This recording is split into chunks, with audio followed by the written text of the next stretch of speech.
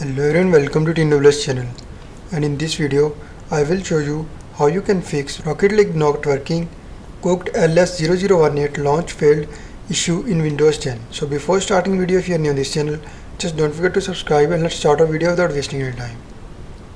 So to fix the issue, first of all you just need to go to start menu and then follow every step as I am showing you in this video. Hope so this will fix your issue.